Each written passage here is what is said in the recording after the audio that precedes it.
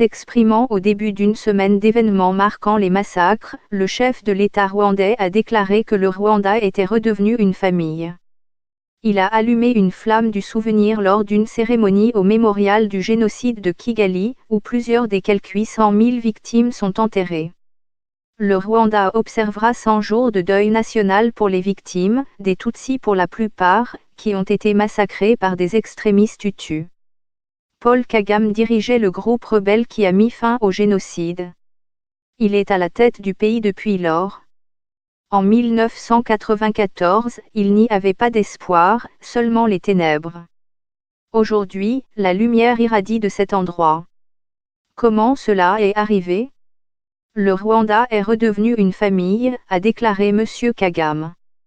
Il s'exprimait lors d'une cérémonie au centre de convention de Kigali, considéré comme le symbole de la modernité de la capitale rwandaise et du renouveau du pays en 25 ans. Macron ne sera pas au Rwanda pour les 25 ans du génocide des experts pour examiner le rôle de la France dans le génocide rwandais. Notre peuple a porté un immense poids sans se plaindre ou presque.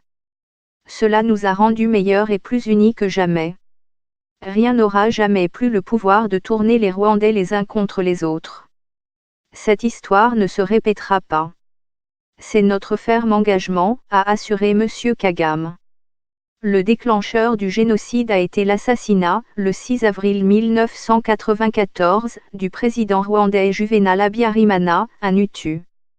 Les massacres n'ont pris fin que grâce à l'entrée, le 4 juillet, à Kigali, de la rébellion Tutsi du Front patriotique rwandais, FPR, avec à sa tête un jeune chef militaire de 36 ans, Paul Kagame.